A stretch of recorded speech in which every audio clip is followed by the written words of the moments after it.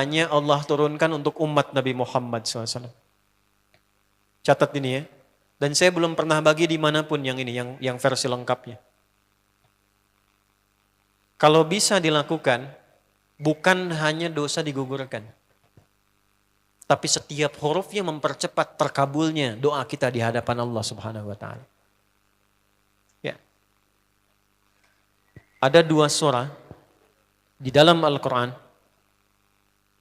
yang bila 2 surah ini dibacakan, itu setiap hurufnya dihitung bisa berpotensi menggugurkan dosa sekaligus mengabulkan doa-doa yang dimintakan. Sepanjang doa itu baik untuk urusan dunia akhirat kita. Kalau salah satu kurang baik diperbaiki oleh Allah. Misal dunia baik tapi akhirat tidak. Maka diperbaiki oleh Allah kepada yang lebih baik. Surat pertama Al-Fatihah. Surah kedua Al-Baqarah. Ya. Sebelum doa baca tuh Al-Fatihah sama Al-Baqarah. Tapi Al-Baqarahnya tidak dari ayat yang pertama. Kepanjangan. Cukupkan di ayat 285 sampai ayat 286, 2 ayat terakhir. Hadisnya sahih. Kalau mau dikuatkan biasanya banyak ulama memasukkan ayat 284. Ada yang sudah masuk ke dalam Ka'bah di sini? Ini informasi saja. Dan 3 ayat ini, Al-Baqarah 284, 285, 286, itu ayat yang dituliskan di dinding Ka'bah. Itu yang saat berhala dikeluarkan, gambar-gambar dihapus, itu ya, syair-syair diganti dengan ayat Quran sehingga jadi kain kiswah Ka'bah di luar. Itu ada sejarahnya. Yang di dalam pun dihiasi dengan hiasan ayat Al-Quran. Di antara yang dituliskan itu Al-Baqarah ayat 284, 285, 286. Intinya di 285 dan 286-nya. Tadi rakaat pertama yang saya bacakan dalam salat Isya. Hadisnya sahih. Itu spesial malaikat Jibril turun kepada Nabi Muhammad SAW mengabarkan kabar gembira siapa yang membiasakan membaca Al-Fatihah. Ya, kemudian 2 ayat terakhir di Al-Baqarah dari amanar rasulu sampai fansurna 'alal qaumil kafirin, tidaklah dia membacakan itu kecuali setiap hurufnya dijaminkan mengabulkan doa-doa yang dia mohonkan sepanjang benar doanya dan tidak diselimuti maksiat. Ini maaf ya. Ini saya minta maaf dulu nih. Kalaupun Anda benar doanya khusyuk sampai nangis, tapi ada selimut maksiat dalam permohonan doa itu pengabulannya mental lagi. Hadisnya sahih. Thumma dzakara rajula yutilu as-safara ash'atha aghbara yamuddu yadayhi ila as-sama' fayaqulu ya rabb فقال رسول الله صلى الله عليه وسلم أن يستجاب لذلك فمطعمه حرام مشربه حرام ملبسه حرام وغذي بحرام فأن يستجاب لذلك رواه مسلم. Nabi mengisahkan seorang lelaki menempuh perjalanan jauh. Awas, menempuh perjalanan panjang untuk ketaatan itu mempercepat doa dikabulkan 2 kali lipat dibanding orang biasa. Makanya kalau ada orang mau ke Mekah umrah, mau haji, titip doa. Ada yang mau beasiswa ke Madinah, ke Mekah, ke Al-Azhar, ke Mesir, titip doa. Saya biasanya kalau mau berangkat umrah, Ustaz titip doa, ayo tulis banyak tuh. Enggak saya baca. Saya simpen aja, ntar dekat Ka'bah, ya Allah engkau maha mengetahui. Ya. Mohon kabulkan semua doa-doa ya dari teman-teman jamaah yang dititipkan dalam kertas yang telah mereka tuliskan itu. Simple Pak, daripada capek kita bacakan satu-satu. Dan alhamdulillah biasanya ya insya Allah terkabul. Insya Allah. Itu perjalanan jauh. Nah orang ini menempuh perjalanan untuk sekedar berdoa. Safar. Ya, safar yang baik. Kemudian yang kedua, yamuddu yadaihi ilas sama. Dia mengangkat tangannya ke langit. Ini saya tidak bermaksud mengajarkan ya. Cuma menunjukkan prakteknya begini nih. Ada yang bisa bantu saya nggak satu orang maju? Cepat. Yang depan aja, depan. Jazakallah khair. Mohon pegangkan mic sebentar. Terima kasih ya. Lihat sini. Gini. Nah, jazakallah.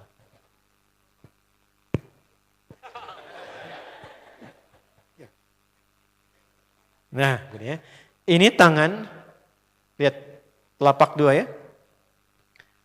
Berdoa itu sesuai porsinya dan ikuti caranya Nabi. Kalau doanya formal dalam sholat dan diikat dengan gerakan, jangan kreatif. Ikuti seperti Nabi yang contohkan. Misal dalam sholat, shollu kama ra'aitumuni usolli. Sholatlah seperti kalian melihat aku sholat. Nanti ada 3 posisi atau sampai 4 posisi dalam sholat yang mempercepat terkabulnya doa.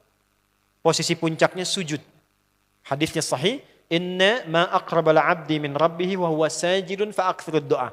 Keadaan terdekat antara hamba dengan Rabbnya adalah saat sujud. Maka perbanyak doa saat sujud. Tangannya posisi sujud begini, menempel. Jadi nggak usah begini. Oke, begini. Nah ini di luar sholat. Di luar sholat kalau berdoa tangan begini. Lihat baik-baik ya. Ini kitabnya agak banyak, bahasanya panjang. Saya berikan yang simpelnya saja ya. Baik. Ini kan teman-teman telapak yang kanan, yang kiri ya. Padukan begini. Ya. Lalu setiap Anda kan pasti punya garis yang kanan dengan garis yang kiri. Ada kan? Itu membentuk keseimbangan.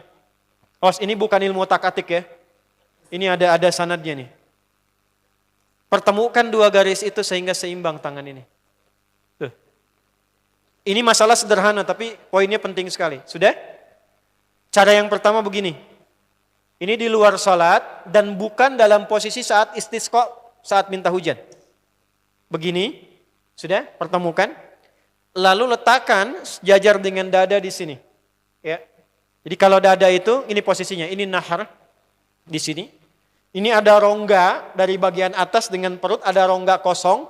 Nah ini yang disebut dengan sodrun di sini. Ya, kalau kita meletakkan telapak tangan saat sholat begini, letaknya di sini. Yang ini perut, yang ini nahar. Doa itu di sini. Jelas? Semakin kita memohon dengan lebih sangat, naikkan sedikit begini. Sudah? Kalau istisqa, minta hujan, agak lebih tinggi ke atas. Nah ini cara mengangkat yang standar di sini. Untuk memohon. Jelas? Oke. Jazakallah khair. Nah orang ini, dia mengangkat tangannya. Jadi melakukan perjalanan jauh, mengangkat tangannya, ya muddu yadaihi ilas sama. Orang yang berdoa dengan mengangkat tangan, itu dijawab doanya oleh Allah lewat keterangan Nabi SAW, itu bisa al-kamakala 2 kali lebih cepat dibandingkan dengan orang yang tidak mengangkat tangan saat berdoa. Jadi Anda cuma sekedar doa dengan mengangkat begini, itu lebih cepat potensi dijawabnya dengan mengangkat doa. Ada seorang bertanya pada Nabi SAW, hadis sahih, ya Rasulullah, bagaimana pendapatmu dengan seseorang yang meminta kepada Allah dengan mengangkat tangan al-kamakala? Lalu Nabi mengonfirmasi, bertanya balik, bagaimana kalau ada seseorang memohon kepada Anda dengan mengangkat tangannya? Pak, tolong Pak, tolong Pak, tolong. Gitu kan? Di depan rumah Anda, 1 jam begitu Pak, tolong Pak. Kira-kira Anda beri atau tidak? Beri. Minimal kalau Anda nggak punya kemampuan, Anda referensikan atau beri sesuai kemampuan Anda kan? Angkat tangannya. Dia jawab, saya malu kalau nggak ngasih. Apa kata Nabi? Innallaha hayyun karimun. Allah itu lebih punya sifat peka untuk merasakan malu pada hambanya kalau dia tidak memberi ketika hambanya mengangkat kedua tangannya. Nah nanti ada beda-beda posisi saat khatib Jumat misalnya 1 begini untuk khatib. Makmum mengangkat 2 tangan. Yang ketiga dia mengatakan ya Rabb, Asmaul Husna. Doa yang dibuka dengan Al-Asmaul Husna itu dijawab 2 kali lebih cepat dibandingkan dengan doa yang langsung dimohonkan kepada Allah. Itu perintah. Tahu Nabi Zakaria? Nabi Zakaria apa ujiannya? Diuji oleh Allah, hidup demikian lama sampai rambut memutih, fisiknya letih, istrinya divonis secara medis, maaf, monofos dan mandul. Kata medis gak mungkin punya keturunan. Maka beliau berdoa kepada Allah dan dalam doanya dimulai dengan Al-Asmaul Husna. Sebelum sampai ke doa itu di Ali Imran ayat 38 sampai 39, buka dulu Quran surah 17 Al-Isra ayat 110. Ini perintah langsung dari Allah. Qulidullah awidur rahman ayyamma tad'u falahul asmaul husna. Quran surah ke-7 ayat 180.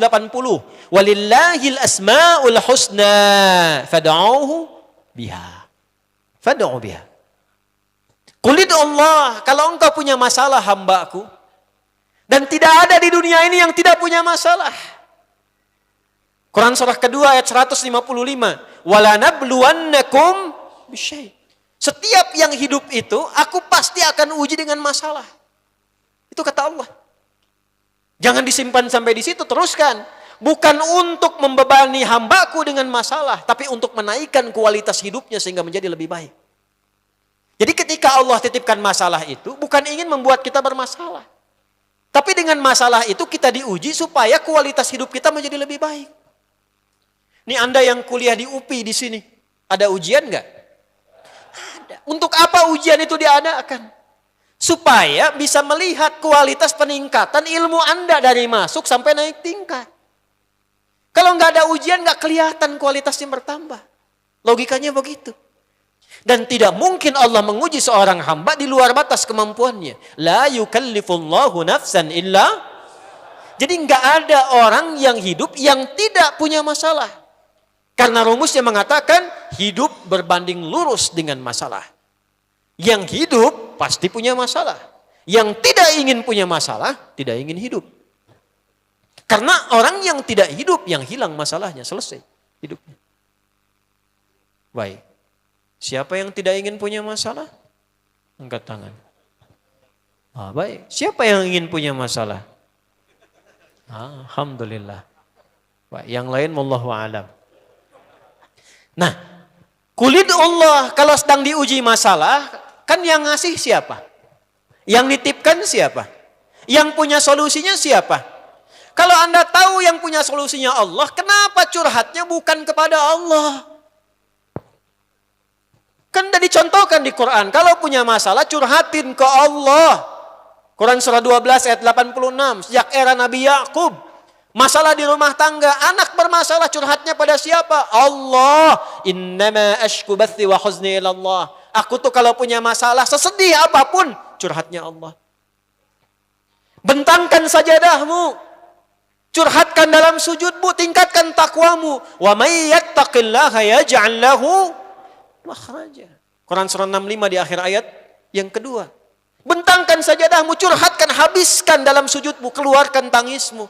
Sehingga bebannya jadi ringan. Walaupun solusi belum datang, hatinya sudah tenang. Yang diperintahkan panjangkan sajadahmu, bukan panjangkan statusmu. Kita sudah tahu ayatnya, paham ketentuannya, tapi kenapa prakteknya ditumpahkan di Instagram, di Facebook, bikin vlog di YouTube, hanya untuk curhat saja. Dan ironinya dalam hal yang demikian tahu yang menyelesaikan Allah. Sekarang tambah bonus, aminkan ya. Yang mengaminkan doa ini mudah-mudahan dihilangkan masalahnya. Puguma mana nanti bermasalah kene di dia. Itu gimana kumaha tuh teh? Paham? Curhatkan sama Allah. Nah, bagaimana mintanya? Sebut namanya ya Allah. Awidur Rahman. Kalau kita ingin minta lebih cepat, minta dengan kelembutan Ar-Rahman. Rahman itu bisa disebut namanya ya Rahman, bisa cari cara mintanya yang paling lembut, yang menyentuh. Allah senang dengan kalimat yang menyentuh. Misal ya. Kembali ke Nabi Zakaria tadi. Quran surah 3 ayat 38. Hunalika da'a Zakaria rabbah, qala rabbi habli min ladunka dzurriyyatan thayyibah, innaka sami'ud du'a. Ya Allah, hamba-hambamu itu telah menghukumi aku dan istriku tak akan mungkin punya keturunan. Sedangkan engkau yang maha pemberi tanpa punya batasan. Mereka mengatakan istriku punya keterbatasan. Maka aku memohon kepadamu yang pemberianmu tak ada batasan. Mohon ya Allah anugerahkan keturunan dari sisimu saja ketika mereka mengatakan tidak mungkin itu punya. Sungguh engkau yang maha mendengar doaku ya Allah. Perhatikan, kalau kepada yang maha mendengar saja tidak terkabulkan, mohon tunjukkan kepadaku saat ini dengan cara apa lagi dan kepada siapa lagi aku mesti memohon. Itu dalam banget. Ya Allah, Engkau perintahkan aku berikhtiar mencari kerja, aku lakukan. Engkau perintahkan mengeluarkan keringatku dengan cara yang halal, aku kerjakan ya Allah. Engkau perintahkan aku jauhi yang Engkau larang, aku lakukan ya Allah. Sekarang aku telah berikhtiar dari sejak keluar, aku telah menunaikan sholat subuh seperti yang Engkau maha mengetahuinya. Dan menjelang malam aku mengadukan bahkan di rumahmu ya Allah hanya untuk sesuap nasi bagi istri dan anakku dari yang halal itu. Aku telah melakukan apa yang Engkau perintahkan, aku hanya memohon apa yang telah Engkau janjikan. Kalau dengan semua ikhtiar yang aku kerjakan sampai detik aku bersujud di hadapanmu di rumahmu ini belum Kau kabulkan, mohon tunjukkan kepadaku di malam ini ya Allah, dengan cara apa lagi mesti aku memohon kepadamu. Minta. Pernah enggak begitu mintanya? Itu rahmat.